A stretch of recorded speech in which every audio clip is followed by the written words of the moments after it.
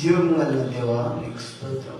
ఈ దీనుని మీ సిద్ధ చాటు మనం చేసుకొని మీ వాక్యము ద్వారా చూటిగా చక్కగా మాట్లాడి ఈ వాక్యపు విత్తనాలు వారి హృదయంలో నాటబడి అనుదినము మీరు స్తుతించి ప్రార్థించే బిడ్డలుగా వారిని దీవించండి, స్వస్థపరచండి. బాధలు, శోధనలు, దుఃఖములు, సమస్యలు ఉన్న స్త్రీలందరినీ పరామర్శించి స్వస్థపరిచి క్షేమం నెమ్మది దయచేయమని ఈ దేవుని ప్రార్థనని సరిగ్గా చేర్చుకోమని నజరేయుడైన యేసు నామములో ఎంతో ప్రార్థిస్తున్నాము తండ్రి. దేవుని బిడ్డారా, ప్రతి ఒక్కరూ దేవుని వాక్యం జాగ్రత్తగా వినండి, గ్రహించండి, గమనించండి. అందరం ప్రార్థన చేస్తారు, అన్ని సంఘాల వాళ్ళకు ప్రార్థన చేస్తారు, కానీ అన్నిటికీ చాలా పవర్ లేదని నేను చెప్తాను. ఎందుకంటే నేను చెప్పడమే కాదు, మీకు కూడా అర్థమైతే దేవుని వాక్యం చెప్తుంటే ఒకసారి దయచేసి బైబిల్స్ వారు తీసుకోండి. లూకాసు వార్త 1వ అధ్యాయం 11 నుంచి 13 వరకు పరిశుద్ధ గ్రంథంలో నుంచి లూకాసు వార్త. ప్రభువు దూత ధూపవేదిక కుడివైపున నుంచి అతనికి కనబడగా జకర్యా అతన్ని చూసి తొందరపడి భయపడిన వాడాయను.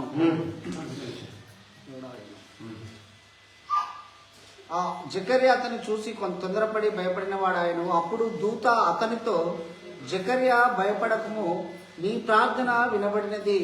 చాలు, నీ ప్రార్థన వినబడిందని దేవదూత జకర్యాతో చెప్పింది. బైబిల్లో క్లియర్గా రాయబడ్డది. అందరం ప్రార్థన చేస్తాం, హల్లెలూయా అనుకుంటా బాగా చేస్తాం, ఆల్ నైట్ అంటాం, యవనస్తుల కూడికి అంటాం, అన్ని అంటాం.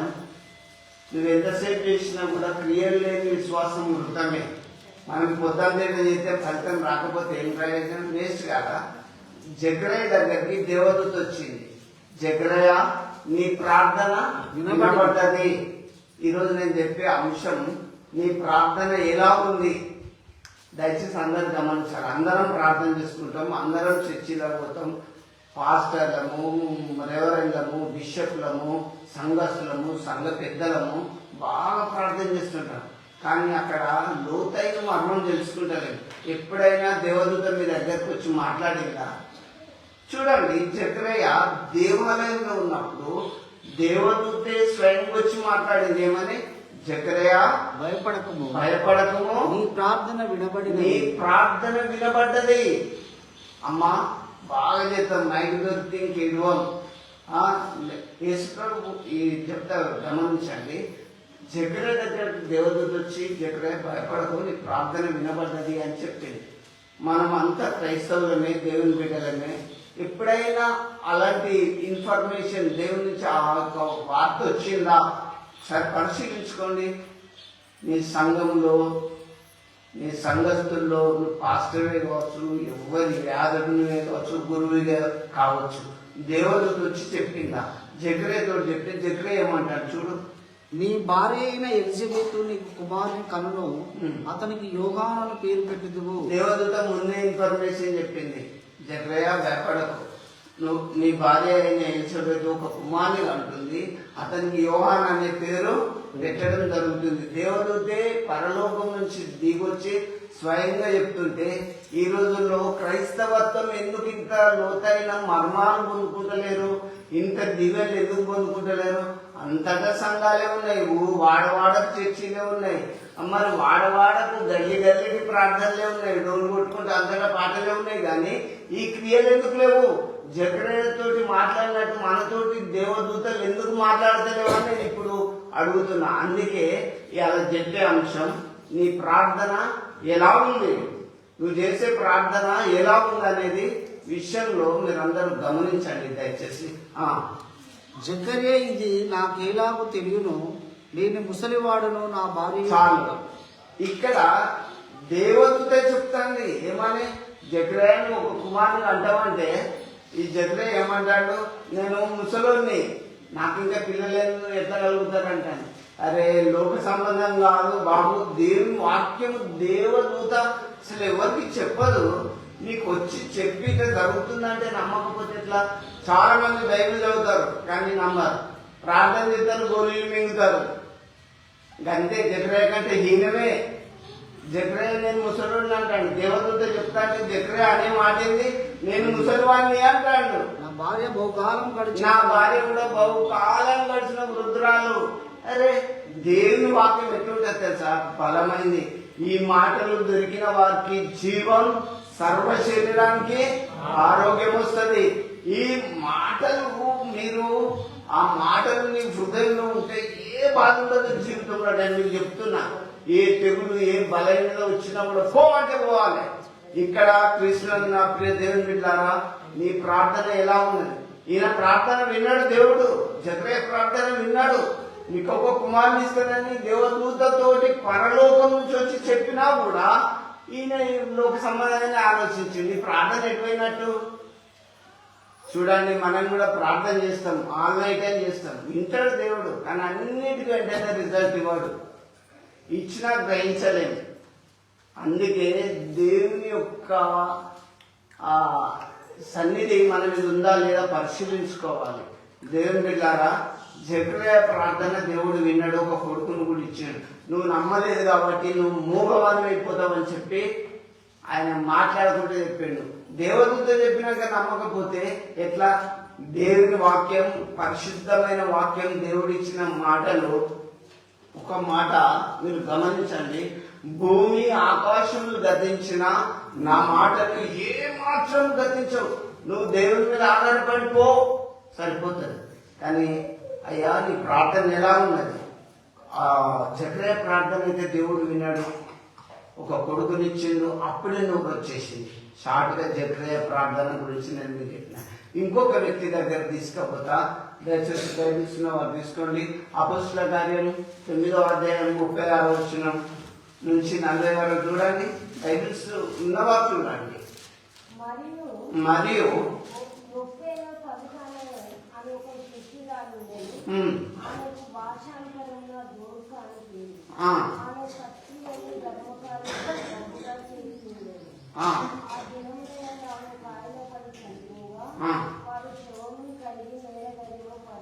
చూడండి, యొప్పే అనే ఊర్లో యొప్పే అనే ఊర్లో తబితా అనే ఒక శిష్యురాలు ఉన్నది. ఆమెకి ఇంకొక పేరు కూడా ఉన్నది, దోర్కా అని కూడా అంటారు. తబితా అంటారు, దోర్కా అంటారు. అయితే ఆమె కొంతకాలం బెడ్ సిక్ అయి చచ్చిపోయింది. చచ్చిపోతే ఆ బాడీని కడిగి మేడగదిలో ఆ పరుండబెట్టి బెడ్ మీద పెట్టి పేతురు దగ్గరికి వర్తమానం పంపింది. అయ్యా నువ్వు వచ్చి ప్రార్థన చేయి, దోర్కక్క చనిపోయిందని చెప్పి. అయితే కంటిన్యూషన్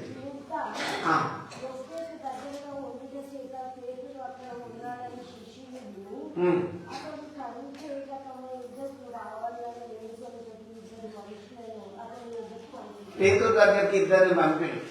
అయ్యా నువ్వేం ఆలోచన చేయొద్దు, యొప్పే గ్రామానికి పోదాం, అక్కడ తట్టక్క చచ్చిపోయింది, మనం పోదామని తీసుకొని వచ్చేసింది. అయితే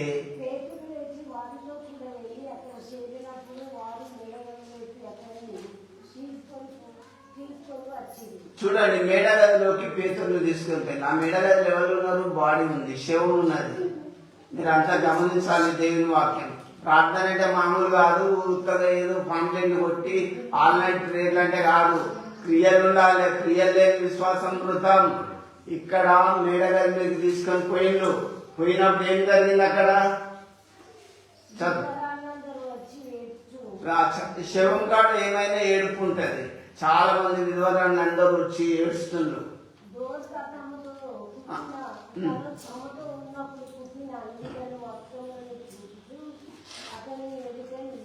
చూడండి, దోర్కక్క బతికినప్పుడు పోయి బట్టలు కుట్టించింది మాకన్నీ.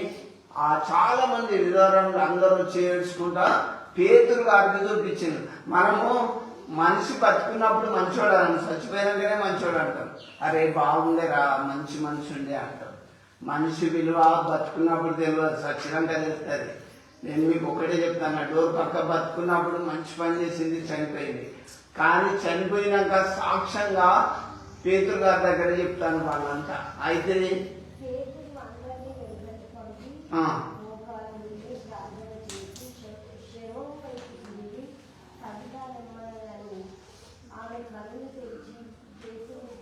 చూడండి, అందరిని బయటకు పోండి అమ్మా, ఈ రూమ్లోకి వెళ్ళి అందరు బయటకు పోమని చెప్పి ఆ శవం కాడ పేతురు మోకాలుని ప్రార్థన చేసి తబిత లెమ్మనగానే ఆమె కన్నులు తెరిచి లేచింది. అది క్రైస్తవత్వం అనుకున్న పవర్. నువ్వేం ప్రార్థన చేస్తావు, నీ ప్రార్థన ఎట్లున్నది? అలలుగా అలలుగా అనుకుంటా నువ్వు డోర్ కొట్టుకుంటా పొద్దంతుడు హీలింగ్ జరిగితే నన్ను అడుగు, నేను వద్దంటలేను. కానీ దైవజ్ఞులు ఎట్లా చేసిండు? దైవజ్ఞుల ప్రార్థన ఎట్లున్నది? మోకాళ్ళు వంగినాయాలేగా. మన మోకాళ్ళు వంగాలంటే ఫోల్డింగ్ పోతుంది, మనకి అంత ఫోల్డ్ పోతుంది, రింకుళ్ళు అయితే అంత ముద్దలు అయిపోతాం. అబ్బో, మనము పై ఆకారాలను చూసుకుంటే ప్రార్థన చేయలేం, అక్కడికి చేరాలి ప్రార్థన. పేతురు మోకాళ్ళ మీద ఉండి ప్రార్థన చేసి తబిత లెమ్మనగానే కళ్ళు తెరిచి లేచింది. చదవక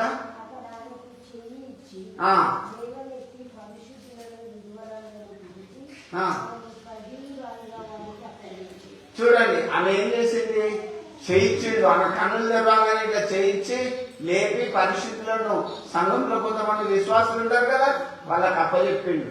దేవుని బిడ్డలారా అని నేను చెప్తున్నా, పేతురు ప్రార్థన అలా ఉంటే ఇప్పటి ప్రార్థన ఎలా ఉంది?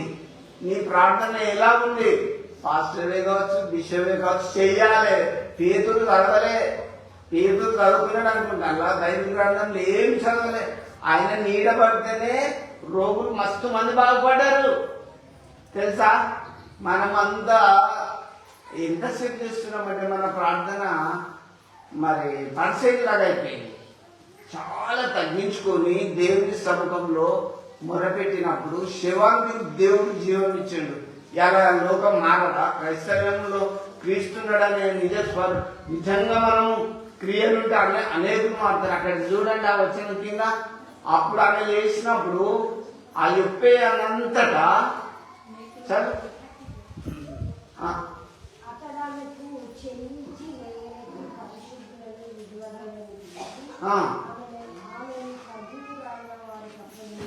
సజీవురాలు అప్పగించినప్పుడు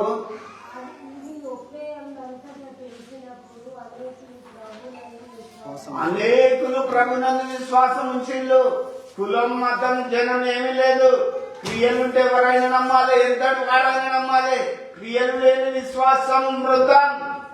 ఆ ఎప్పేలో ఆ దూరకక్క చనిపోయింది, లేచిందని అందరు తెలిసే వరకు అనేకులు ప్రభునందు విశ్వాసం ఉంచిండు. నువ్వు ఇవాళ వీధి ప్రసంగాలు ఎన్ననేది, అక్కడ పవర్ లేని ప్రసంగాలు ఎన్ని చేసినా వేస్తే. ఏదో వాళ్ళు పంపిణీ మనం చేస్తున్నాం అనేదే కాదు, కానీ క్రియలు ఖచ్చితంగా ఉండాలి. యేసు ప్రభు 72 మంది శిష్యులను పంపినప్పుడు, అయ్యా నీ నామమున మేము దయ్యాలను కూడా వెళ్ళగొట్టాం, రోగులను స్వస్థపరిచినాం అంటే భయపడకండి, మీ పేర్లు పరలోకంలో ఉన్నవారిని సంతోషించండి అని చెప్పిండు దేవుడు. దేవుని బిడ్డారా, దేవుని సేవలో మనం బాగా ప్రార్థన చేస్తే దేవుడు ఆలకిస్తాడు. ఒక్కటి ఈరోజు నేను చెప్పే అంశం అందరూ చూసుకోండి, నీ ప్రార్థన ఎలా ఉన్నది? పేతురు ప్రార్థన శవాన్ని లేపింది. మన జకర్యా ప్రార్థన దేవుడు విన్నాడు, ఆయన నమ్మలేదు. ఆయన కొడుకు పుట్టేదాకా నోరు మూయబడ్డది, మూగవాడైపోయాడు. కొడుకు పుట్టినాకనే దేవుడు నోరు తెరిచిండు. నువ్వు ప్రార్థన చేసినప్పుడు నమ్మాలి, దేవుడు ఇస్తాడని నమ్మాలి. మత్తాయి 7:7 చూడండి, ఏం రాయబడ్డదో. మత్తాయి 7:7లో అడుగుడి మీకు ఇవ్వబడును, వెతుకుడి మీకు దొరుకును, తట్టుడి మీకు. అంత మంచి వాగ్దానము. అడగాలి దేవుణ్ణి. ఏం అడగాలి? నీకు అక్కరగా ఉన్నవేవో నన్ను అడగమన్నాడు దేవుడు. మోకాళ్ళ మీద ఉండు, ప్రార్థన ఎట్లా చేయాలి? తలపేసుకొని దేవుడికి మొరపెట్టాలి. దేవా, నాకు ఏమవసరమో మీ అవసరాలు దేవుని దగ్గర మొరపెట్టండి. అసలు మొరపెట్టాలా? తింటే హాయిగా నిద్రొస్తుంది కదా. యేసుప్రభు శిష్యులు కూడా ఇంకా కొద్దిగా అయితే యేసుప్రభు సిలువెత్తరణంగా ఆ గెత్సేమనే తోటలో మీరు కొంచెం నాకు ప్రార్థన చేయండి అంటే నిద్రపోతాను ప్రభు వచ్చే వరకు. యేసుప్రభు అంత దూరం పోయి ప్రార్థన చేసుకుంటాడు, వీళ్ళకేమో నిద్ర వస్తాను. లోకంలో అట్లనే నిద్ర మద్దుతున్నారు. ఏమి లేనప్పుడు దిక్కు లేని వాళ్ళకి ఎవరు దిక్కు? దేవుడే దిక్కు. దేవుని బిడ్డారా, నేను మీకు చెప్తున్నా, అయ్యా నిదురా ఇక మేలుకోరా అదును తాపరా పొదువ పనులు చేయు కొరకు ఉదయమాయరా ఎల్ల ఎదురు అవునురా నిదురా ఇక మేలుకోరా అదును తాపరా పొదువ పనులు చేయు కొరకు ఉదయమాయరా ఎల్ల ఎదురు అవునురా. చాలు. ఇప్పుడు ఎంతమంది ప్రార్థన చేసిండ్రు? ఇద్దరు ప్రార్థన చేసిండు. జకర్యా ప్రార్థన చేసిండు, పేతురు ప్రార్థన చేసిండు. ఆ ఇద్దరు ప్రార్థనలో ఫలితం ఎంత ఉంది? నీ ప్రార్థన ఎంత ఉంది? నువ్వు సంఘంలో ఎంత పెట్టి చేయి పెట్టినా క్రియలు లేకపోతే ఎంతనే పొందు దేవుని శక్తిని లోతుగా దిగాల వాక్యం లోపలికి దిగి దేవుని శక్తిని పొందుకొని మనం వెలగాలి, ఇతరులను వెలిగిస్తూ ఉండాలి. అంతేగాని రండి ప్రార్థన కను ఊత దంపుడు మాటలు దయచేసి బంద్ చేయండి. ఇంకొకటి కూడా నేను మీకు జ్ఞాపకం చేస్తా. అపొస్తలుల కార్యం 12వ అధ్యాయం 5 నుంచి చూడండి. ఒకటి చెప్తా, ఆ సంఘం ప్రార్థన ఎట్లుంది, నీ సంఘం ప్రార్థన ఎట్లుంది? పేతురు చెరసాలలో ఉంచబడెను. పేతురు ఎక్కడున్నాడండి? చెరసాలలో ఉన్నాడు. సంఘమైతే అతని కొరకు అత్యాశక్తితో దేవునికి ప్రార్థన చేయుచుండెను. సంఘము ఎట్లా చెప్తాంది? అత్యాశక్తితో దేవుడా నా పేతురయ్య చెరసాలలో ఉన్నాడు ప్రభువా అని ఆసక్తితో ప్రార్థన చేస్తాంది. మన ప్రార్థన ఎట్లున్నది చూడండి. సంఘం, ఆ సంఘం అయితే అత్యాశక్తితోటి పేతురు కొరకు ప్రార్థన చేస్తుంది. అయితే ఏ రోజు అతన్ని వెలుపలకు తీసుకొని రావాలని ఉండగా ఆ రాత్రియే పేతురు 2 సంఖ్యలతో బంధింపబడి 2 సైనికుల మధ్య నిద్రించుచుండెను. పేతురు పరిస్థితి ఎట్లున్నది? చేతులకు సంఖ్యలు వేసిండు. ఎందుకంటే పారిపోతాడు వచ్చి అయ్యగారండి. పేతురు పారిపోతాడండి. 2 చేతులకు సంఖ్యలు వేసిండు. ఇటొక సైనికుడు అటొక సైనికుడు, సెక్యూరిటీ గార్డ్స్ ఎట్లున్నారు అట్లున్నారు, బయటికి పారిపోకుంటున్నారు. పరిస్థితి చూడండి. మరియు కావలి వారు తలుపు ఎదుట చెరసాల కాచుకొని కావలి వారు ఆ తలుపు దగ్గర ఉన్నారు. పేతురు ఇక్కడ అనుకున్నాడు, ఇటొక సెక్యూరిటీ అటొక సెక్యూరిటీ ఉన్నాడు. కావలి వాళ్ళు ఇంకున్నారు, పారిపోతాడు వచ్చాలి. ఇలాంటి కట్టుదిట్టాల నడుమా ఇదిగో ప్రభువు దూత అతని దగ్గర నిలిచెను. ఇదిగో ప్రభు దూత అతని దగ్గరకు వచ్చింది. కావలి నుండి ఏం చేస్తారు? దేవుని ముందు ఎవరేం చేయలేరు. ఎన్ని చట్టాలు రాని, ఎన్ని రాని, ఏ సమస్య రాని, ఫియర్ నాట్, భయపడొద్దు. ప్రార్థన చేస్తే మరి ఏదైనా జరుగుతుంది. అతడుండిన గదిలో వెలుగు ప్రకాశించెను. దూత పేతురు పక్కను తట్టి త్వరగా లేమని చెప్పి అతన్ని లేపగా, చూడండి దేవదూత వచ్చింది. ఎవరు ప్రార్థన చేస్తే? సంఘం ప్రార్థన చేస్తే. వీళ్ళు ఎట్లా చేస్తాను? అత్యాశక్తితోటి చేస్తాను. మనము ఆన్లైన్ అని పెట్టి అత్యాశక్తితో చేస్తానమ్మా. ఉపవాస ప్రార్థనలను పెట్టి ఎంత చేస్తాను? ఇప్పుడు ఇద్దరు పోయి తిందామని చూస్తాం కదా. నిజం. దిగజారిన ప్రార్థనలో విశ్వాసం లేదు. ఈ సంఘం అయితే నా పేతురు బయటికి రావాలి దేవుడు అని అత్యాశక్తితో చేస్తుండ్రు. అయితే పేతురు పరిస్థితి, గొలుసులు వేయబడ్డాయి, సంఖ్యలు వేయబడ్డాయి, సోల్జర్ల మధ్య సైనికుల మధ్య వండుకున్నాడు. అక్కడ కావలు ఉన్నారు. కానీ దేవదూత సడన్ గా దిగింది. ఎప్పుడన్నా చూసినావా దేవదూతను? పాస్టర్లే కావచ్చు, సంఘస్థులే కావచ్చు, ఈ సంఘం వాళ్ళు ప్రార్థన చేస్తే దేవదూత పోయి లేపింది. ఏమైంది చూడు. దూత పేతురు ప్రక్కను తట్టి త్వరగా, దేవదూత వచ్చి పేతురు పక్క తట్టి పేతురు త్వరగా లేమని, త్వరగాలే, ఎందుకు భయపడుతున్నావు, త్వరగాలే అని చెప్పాడు. అతన్ని లేపగా సంఖ్యలు అతని చేతుల నుండి ఊడిపడెను. దేవుడు దగ్గర టచ్ చేయగానే సంఖ్యలు చేతుల నుంచి అవే ఊడిపోయినాయి. అదే మరణాన్ని తెలుసుకోవాలి దేవుని బిడ్డలు. దేవుని వాక్యం చదవడం కాదు. జకర్యా ప్రార్థన చేస్తాడు, దేవాలయంలో వాక్యం చెప్తాడు, అందరు చెప్తాడు, కానీ నేను ముసలోడిని అంటాడు. ఏం లాభం? మనం వాక్యము నైట్ ప్రేయర్లు, ఆల్ నైట్ అన్ని చేస్తాం, కానీ మనకే ఈ క్రియలు జరగకపోతే ఎట్లా? దేవుని బిడ్డారా, దేవదూత వచ్చి ఇట్లా ముట్టగానే సంఖ్యలు అన్ని ఊసిపోయినాయి. రోగం పోదా? సమస్యలు పోవా? ఏ సమస్యలు ఉన్నా పోతాయి. ఎవరు ఎదురొచ్చినా భయపడద్దు. నేను అదే చెప్తా, యేసు దేవుడు ఎదలో ఉంటే ఎందుకు రాభయం? కొండలాంటి ఏ కష్టాలు వచ్చిన తొలగిపో క్షణం. వింటలా? గుండెలో దేవుడు ఉండాలి, హృదయంలో దేవుడు ఉంటే ఏ దేవుడు నీ గుడారమో సమీపించదు.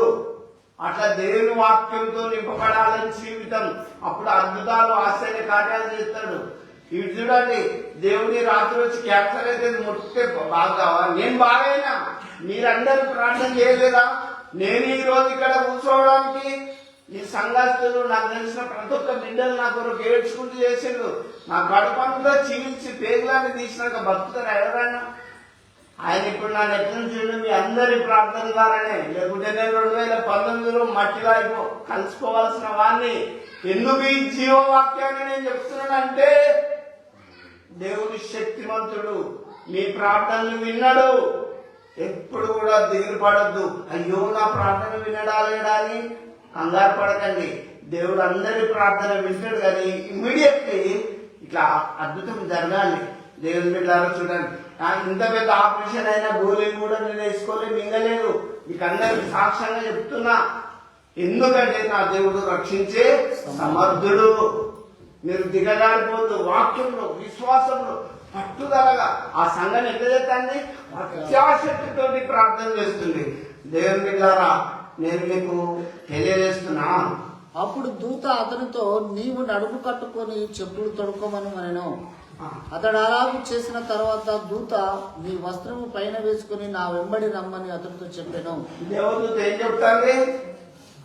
పేతురు, లే, నీ వస్త్రాలు పైన కట్టుకో, నీ బట్టలు మంచి వేసుకో, చెప్పులు తొడుకో, నువ్వు నన్ను నా వెంబడి రా అని చెప్తాంది. దేవదూత ఎట్లా చెప్తాను? భయం ఎందుకు? ఇలా జీవితంలో లాస్ అయింది అనుకో, భయపడద్దు. నాకు లోకం వచ్చింది, నాకైతే భయం లేదు. ఎందుకంటే నాకు తెలుసు ఆయన చిత్తం లేకుండా ఒక ఇంటికి రాలిపోదు, ఒకటి ఇంటికి తెలుపు కాదు నలుపు కాదు, ఆయన చిత్తం. నేను అదే చెప్తున్నా మీకు, లోతైన మర్మం చెప్తున్నా. దేవుని బిడ్డలారా, దేవుని మీద నీ ఇల్లు కట్టుకొని స్థిరంగా బలంగా ప్రార్థనలో ఉండాలి. ఇలా లాస్ అయినా, ఈ రోగం వచ్చింది, నా ప్రార్థన వినలేదంటే వింటాడు, ఇస్తాడు దేవుడు. నేను మీకు ఒకటి చెప్పనా, ఆపరేషన్ అంతా అయింది, కుట్లన్నీ ఉన్నాయి. అప్పటికి 2 నెలల 15 రోజులు తిండి లేక ఈ నుంచి మొత్తం కిందికి ఓపెన్ చేసిండు, ఇంత వదిలేసింది, నాకు ఇటు చేసింది ఇటు. అమ్మా, ఇంత భారంతో పండుకొని లేవలేని స్టేజ్ నాది. ఇక్కడ నా దగ్గర నాకు సర్వీస్ చేసిన వాళ్ళు కూడా ఉన్నారు. నేను ఎందుకు చెప్తున్నానంటే, ఒక రాత్రి ఇలా ముక్తి నీ కొత్త టెక్నాలజీతో నేను సెట్ చేస్తానని నన్ను ఒప్పేలేదుగా. వెంటనే తెల్లారిపోయి రగ్బీ మేమందరం మేము హోటల్లో చికెన్ బిర్యానీ తిన్నాం, కుట్లేసుకున్నా కూడా. వీటిలా దేవుడు ముట్టాలి, దేవుని సన్నిధి మీద దిగాలి. మీరు దిగాలంటే ఏం చేయాలి తెలుసా? ప్రార్థన చేయాలి. అంతేకాని మన ప్రార్థనలో బలహీనంగా ఉండొద్దు. దేవుని బిడ్డలారా చదువు. అతడు వెలుపలికి వచ్చి దూత వెంబడి వెళ్లి, దూత వలన జరిగినది నిజముగా జరగలేదని గ్రహింపక తనకు దర్శనము కలిగరని తలంచెను. చూడండి, దేవదూత తీసుకోబోతుంటే పేతురు దర్శనం కలుగుతుందేమో కలలు అనుకుంటాను, కానీ కాదు. దేవదూత స్వయం వచ్చి లేపింది. దేవుని బిడ్డారా, అప్పుడే దేవుడు ఉన్నాడు, ఇప్పుడు చేస్తాడంటే చేస్తాడు. కాబట్టి ప్రియమైనటువంటి నా దేవుని బిడ్డారా, ఎవరు కూడా దిగజారిపోకండి. మన ప్రార్థనలో పట్టుదల కలిగి ఉండాలి, అత్యాశక్తి కలిగి ఉండాలి. ఇంకొక విషయం చెప్తా, షార్ట్గా చెప్తా. ఒకసారి పౌలు బోధిస్తాడు వాక్యం, 3 అంతస్తుల మీద మేడగది మీద బోధిస్తాడు. ఒక యవనస్తుడు ఆ కిటికీ ఇట్లా కూర్చుంటే జోకి కింద పడిపోయిండు, కింద పడి చనిపోయిండు. పేతురు అందరు చెప్పి, అయ్యా ప్రసంగం చేస్తుంటే పలాని వ్యక్తి కింద పడి చనిపోయిందంటే, అది పోయి సౌలు కౌగలించుకొని ఏం భయపడద్దని ప్రార్థన చేసి సజీవంగా అప్పగించాడు. అందరికి మిగుల విశేషమైన ఆదరణ కలిగింది. వింటున్నా, చాలా ఆదరణ కలిగింది. నువ్వు ప్రార్థన నీ ఇంట్లో లేకపోతే దీపం లేని ఇల్లుతోటి ఈక్వలే. అందుకే మనం ఏమంటాడు, నా దీపమును వెలిగించువాడు నా చీకటిని వెలుగుగా చేసే దేవుడు. నీ ఇంట్లో ఉండాలి. రోజు ప్రార్థన చేసుకోండి. దయచేసి ప్రార్థన చేసుకుంటే దీపం ముట్టించినట్టే నీ ఇంట్లో. ప్రార్థన లేదనుకో సమస్యలు, రోగాలు, ఆర్థిక సమస్యలు అన్నీ వస్తాయి. రోజున 1 గంట ప్రార్థన చేయి, ఖచ్చితంగా దేవుడు నిన్ను ఆశీర్వదిస్తాడు. ఇప్పుడు ఎంతమంది గురించి చెప్పినా, పేతురు, పౌలు, ఇప్పుడు చెప్పలేదు పౌలు, జకర్యా. ఇప్పుడు ఇంకొకరి గురించి చెప్తా, హిజ్కియా గురించి చెప్తా. దయచేసి యెషయా గ్రంథం 38వ అధ్యాయం 1 నుంచి 6 చూసుకోండి. దేవుడు మీ ప్రార్థన వింటాడమ్మా. అందుకే మీ సంగమా, మీ ప్రార్థన ఎట్లున్నది, మీ ప్రార్థన ఎలా ఉంది చూసుకోండి. యెషయా గ్రంథం 38వ అధ్యాయం 1 నుంచి 6 వరకు చూడండి. ఆ దినములలో చూడండి, హిజ్కియాకు ఎలాంటి రోగం వచ్చింది? మరణకరమైన రోగం కలగగా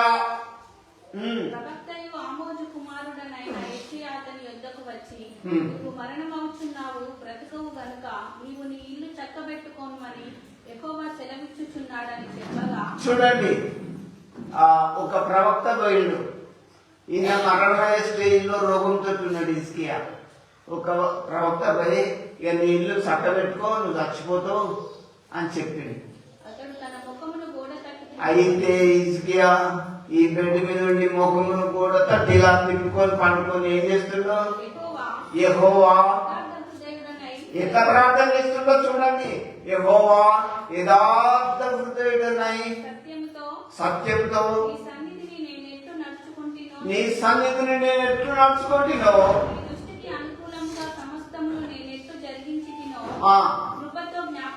దేవా కృపతోటి నన్ను జ్ఞాపకం చేసుకో. మనం ఎట్లా చేస్తాం? నాకు ఈ రోగం వచ్చింది, ఇప్పుడు బాగు చేయవా లేదా? ఎవరినైనా మనం పెద్దోళ్ళ దగ్గర పోయినప్పుడు రిక్వెస్ట్ చేయాలి. దేవుడు అంటే మామూలుగా భూమికి పునాలు చేసిండు, లోకాలు చేసినాడు. ఆయన దగ్గర అయ్యా, మరి నీ పరిస్థితిలో ఉన్న దేవుడా నాకు సహాయం చేయి దేవుడా అన్నాడు. ఇసుకే ఎట్లా చేస్తాను? కృపతోటి నన్ను జ్ఞాపకం చేసుకో దేవుడా, నేను ఈ భూమి మీద బ్రతకాలం ముందు ఎట్లా బ్రతికినో నీకు తెలుసు దేవుడా అని దీనంగా చెప్తాను. మనమేమో చాలా గంభీరంగా చేస్తారు. ప్రౌఢుగా చేసేవాళ్ళు కొంతమంది ఉంటారు. లేరమ్మా, అతి భక్తులం మేమే అన్నంత కొంతమంది వీళ్ళు. ఎప్పుడైనా దేవుని సన్నిధిలో మనం చాలా తగ్గించుకోవాలి. అంతేగాని ఏదో పాస్టర్లే హైలైట్, విశ్వాసం మామూలు అని ఎప్పుడు అనుకోవద్దు. దేవుడు ఒక మాట చెప్పిండు, నేను నీతిమంతులను పిలువ రాలేదు, నేను వచ్చింది ఎవరి కొరకు? ఆటల కొరకే వచ్చింది అన్నాడు. వేసలే మీకంటే పరలోక రాజ్యం ముందుగా పోతారు. చాలా మంది నేను అక్కడక్కడ చూస్తున్నా, కొంతమంది సంఘస్థులను చూసి వాళ్ళు మనకంటే కొద్దిగా విశ్వాసంలో తక్కువ అనుకుంటారు. కానీ కాదు, సంఘస్థులు ఎక్కువ. ఈ సంఘం ప్రార్థన చేస్తే అక్కడ బాగుపడలేదా? పేతురు శస్త్రాలకి బయటకు రాలేదా? అది సంఘస్థుల గొప్పతనం కాదా? దేవుని బిడ్డారా, ఎవరిని కూడా తక్కువ చేయొద్దు. పాస్టర్లని విర్రవీగొద్దు. పాస్టర్ల మని పేరున్నదే కానీ క్రియలు లేవు. వాక్యం చెప్తారే కానీ నేను చెప్పమన్నవాడేవాడు, నా కట్టడాలను వివరించమన్నవాడేవాడు అని వాక్యం కూడా మరొకసారి సెలవిస్తుంది. ఏం చెప్తారు? ఒక సోల్జర్ లేదా ఒక ఆర్మీ అతను అన్ని వెపన్స్ వేసుకొని యుద్ధానికి పోతాడు. సైతాన్ శక్తులను ఓడగొట్టాలంటే అన్ని సరిగా ఉండాలి. సత్యం అనే గట్టి కట్టుకోవాలి, విశ్వాసం అనే డాలు పట్టుకోవాలి. అన్ని పట్టుకొని వాడిని ఎదిరించినప్పుడు పోతాడు. నీవే చక్కగా లేవు, అది మీరు అటాక్ చేయరా? దేవుని బిడ్డారని నేను చెప్తున్నా. ఇక్కడ ఎంత దీనంగా ఇసుకే ప్రార్థన చేసిండు, కృపతో దేవా నన్ను జ్ఞాపకం చేసుకొని చేసిండు. అయితే చూడండి, ప్రార్థన ఎట్లా చేస్తాడు? కన్నీళ్లు విడుచుకుంటూ ప్రార్థన చేస్తుండు. దేవా కృపతో నన్ను జ్ఞాపకం చేసుకో దేవా అని ప్రార్థన చేస్తుండు. కన్నీళ్లు కాచుకుంటూ ప్రార్థన చేస్తుండు. అయ్యా, కడుపు నిండా తిన్నాక కన్నీళ్ళు వస్తాయా? రావు. అన్ని ఇంట్లో అకౌంట్లో డబ్బులైనా ఇంట్లో అంత బాగానే ఉండే బిడ్డలు కొడుకులు ఉన్నాక నీకెందుకు కొత్త దుఃఖం కదా? నేను చెప్తున్నా, మనం ఏ నైట్ వంతుకు పెట్టుడు కాదు, లోతైన మర్మంతో దేవుని పాదాల దగ్గర మనం ఎప్పుడున్నా వెళ్ళిపోవాల్సిందే. ఎక్కడికి? అక్కడికి. ఇది 70 ఏళ్ళ యాత్రే. ఆఫ్ అయిపోతారు కొంతమందికి. మనం సిద్ధపాటు కలిగి ఉండాలి. ప్రార్థనలో, వాక్యంలో, విశ్వాసంలో, అన్నిట్లో దేవునికి దగ్గరైపోవాలి. ఇక్కడ హిజ్కియా అయితే ఇక మరణం అయిపోతున్నావు, నీ ఇల్లు చక్కబెట్టుకో అని ఆ ప్రవక్త చెప్తే దేవాలను జ్ఞాపకం చేసుకో అని కన్నీళ్లు వార్చుకుంటూ ప్రార్థన చేసిండు. ఇది కన్నీళ్ళ ప్రార్థన. అసలు మనం ప్రార్థన చేస్తే నీ పిల్లల కొరకు ప్రార్థన చేయి, నీ వ్యాపారం కొరకు ప్రార్థన చేయి, నీవు చేసే ఉద్యోగం కొరకు ప్రార్థన చేయి, అన్నిటి కొరకు నువ్వు ఇట్లా కన్నీళ్లు రాస్తే దేవుడు ఖచ్చితంగా కార్యం చేస్తాడు. దేవుని బిడ్డారా, నేను నా జీవితంలో నా కన్నీళ్ళ ప్రార్థన నన్ను అన్ని స్థాయిలో ఒక స్థాయిలోకి నన్ను దేవుడు తీసుకొచ్చి నేను అవన్నీ చెప్తే నమ్మలేదు. అసలు నా దగ్గర ఉండేటో తెలుసు రోజు. నేను మీకు ఒక్కటి చెప్తున్నా, దేవుడు మర్మాలను మరుగు మాటలను బయలుపరిచేవాడు. వింటున్నా? చదవమ్మా ఇంత. యెహోవా వాక్కు యెషయాకు ప్రత్యక్షమై ఇలాగ సెలవిచ్చెను, నీవు తిరిగి హిజ్కియా యొద్దకు పోయి అతనితో ఇట్లను, పితరుడైన దావీదునకు దేవుడైన యెహోవా నీకు సెలవిచ్చినదేమనగా, నీవు కన్నీళ్లు విడిచిన చూచి తిని ఈ ప్రార్థనను అంగీకరించి. చూడండి, హిజ్కియా తోటి హిజ్కియా కొరకు మరి యెషయా భక్తుని ద్వారా చెప్పి పంపిండు. నువ్వు పో, అతని దగ్గర పోయి చచ్చిపోతావని చెప్పినావు కదా, ఆయనకు పోయి చెప్పు. ఆయన కన్నీళ్లు విడిచిన నేను చూసిన, నీ ప్రార్థన నేను అంగీకరించిన. అయ్యా బాగా చెప్తాను ప్రార్థన చెప్పిండు ఎప్పుడన్నా? ఓ మా నాయన పాత క్రైస్తవుడే, మా తాతల కాంచి క్రైస్తవుడు అంటే నీ ప్రార్థనకు జవాబు ఎప్పుడన్నా విన్నావా? హిజ్కియా లాగా నీకు ఎప్పుడన్నా వర్తమానం వచ్చిందా? నువ్వు కన్నీళ్ళు కార్చినావా లేదా?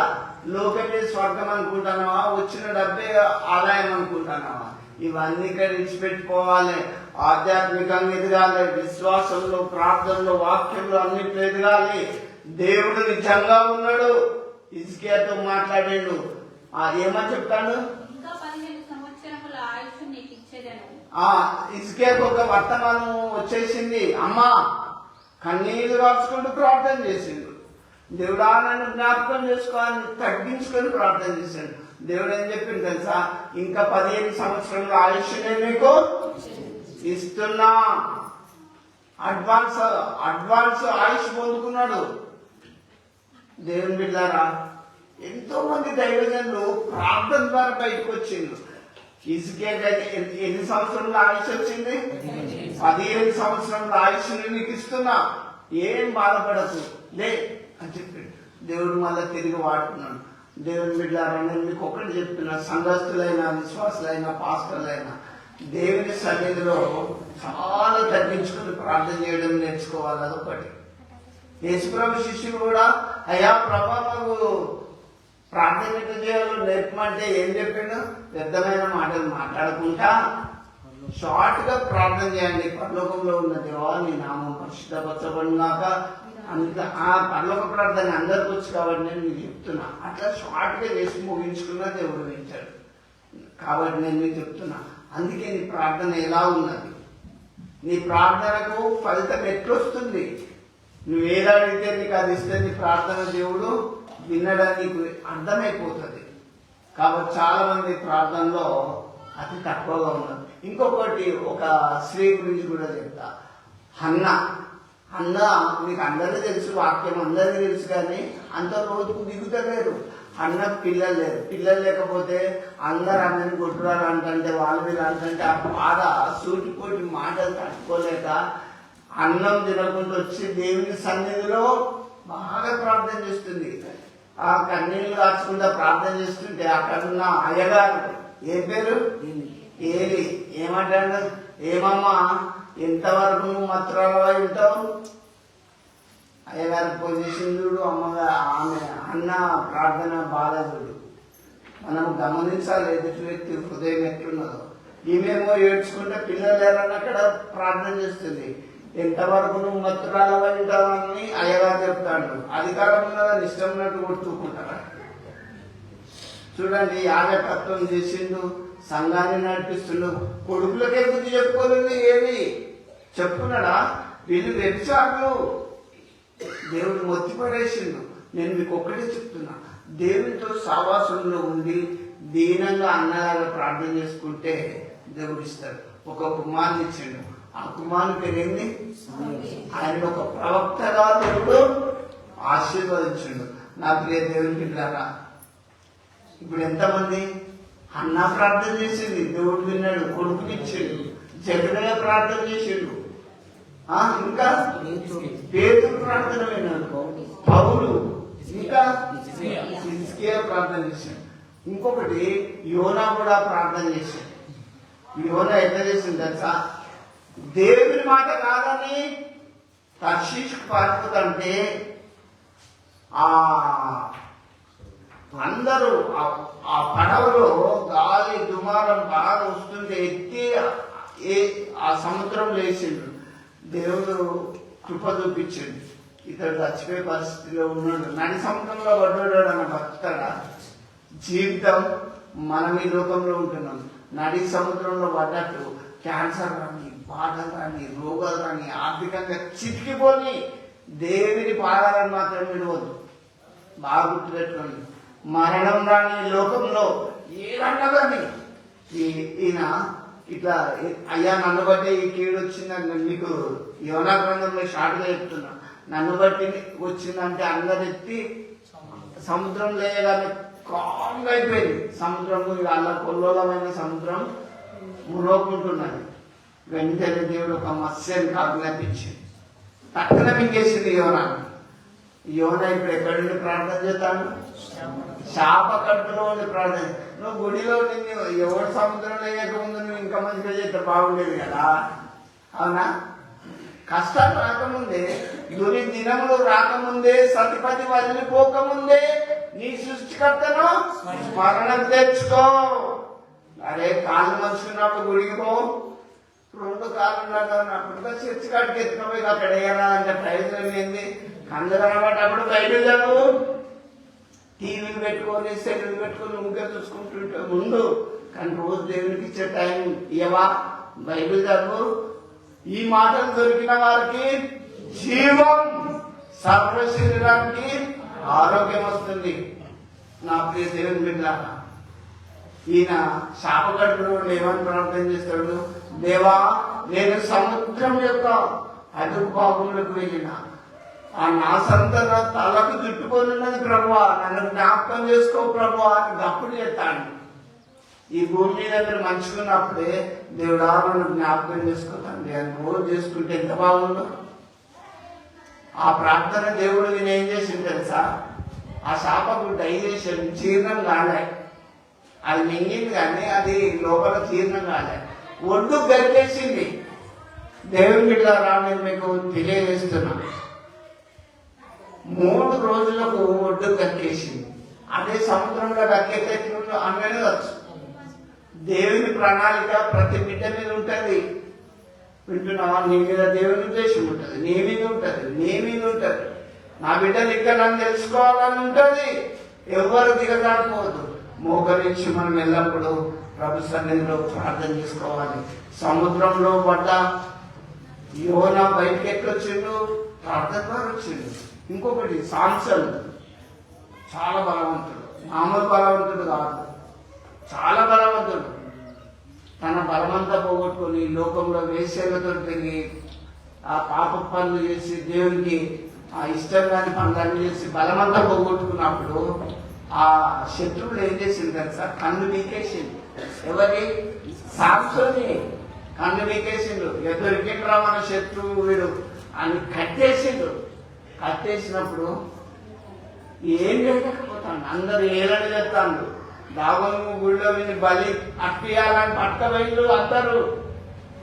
అప్పుడు దేవా పాపిని తండ్రి ఒక్కసారి నన్ను జ్ఞాపకం చేసుకోండి అని ప్రార్థన చేసి, దేవా నాకు ఒక్కసారి బలమి దేవా, నన్ను క్షమించి దేవా అని దేవుని బాగా బ్రతిలాడాడు. దేవుడు ప్రేమ కృపగలవాడు, మీ ప్రార్థనలు వింటాడు. మీరు దేవుని శక్తి పొందుకోవాలి. కన్ను కూడా పెట్టినా, శరీరం కృషించిన, కట్టేసిన, తుత్తునియగా నింపేసి ఈ స్తంభాలను ఇలా నెట్టి పడేసాడు. పైన ఉన్నోళ్ళు కింద ఉన్నోళ్ళు ఏదైనా చేస్తున్నారు అందరూ మీద పడి వచ్చి దేవుడు ఎంత బలం ఇచ్చిందో చూడండి. దేవుడి పిల్లలు ఇంకా చాలా ఉన్నాయి నేను మీకు చెప్పాలంటే. అందుకే నీ ప్రార్థన ఎలా ఉన్నది, కన్ను కూడా మిగిలిన ప్రార్థన చేసింది, దేవుడు బలం ఇచ్చింది. సముద్రంలో పడ్డ యోనా చేపకట్టులో ఉండి ప్రార్థన చేసింది. నువ్వు మంచి భూమి మీద నుండి ప్రార్థన చేయవా, నీ ఇంటి నుండి ప్రార్థన చేయవా, నీ పిల్లల కొరకు ప్రార్థన చేయి, నీ యొక్క చేతి పనుల కొరకు ప్రార్థన చేయి. దేవుడు మిమ్మల్ని దీవిస్తున్న దయచేసి ఎవరు మాట్లాడద్దు. దేవుడి కొద్ది వాక్య భాగంలో మీ వెనుకలో ఆశీర్వదించడం కాక ఆమేన్. ప్రార్థన చేసుకున్నాం. జీవం గల మా తండ్రి, మా దేవామి స్తోత్రం. నేను ప్రభా ఇంతవరకు తండ్రి నీ ప్రార్థన ఎలా ఉన్నది అని మేము ధ్యానిస్తాం. లోతైన మర్మాలు మేము విని గ్రహించి నీ శక్తితో నింపబడ్డ నీ కృప చూపాలి. నీ సజీవమైన చేతులకు అప్పగిస్తున్నాం దేవా. సైతాన్ క్రియలన్నీ బంధిస్తున్నాం. మీరే ఘనత మహిమ ప్రభావం పొందుమని విన్న వాక్యం వారి వెనుకల్లో దీవించమని యేసు నామములో ప్రార్థిస్తున్నాం తండ్రి. ఆమేన్.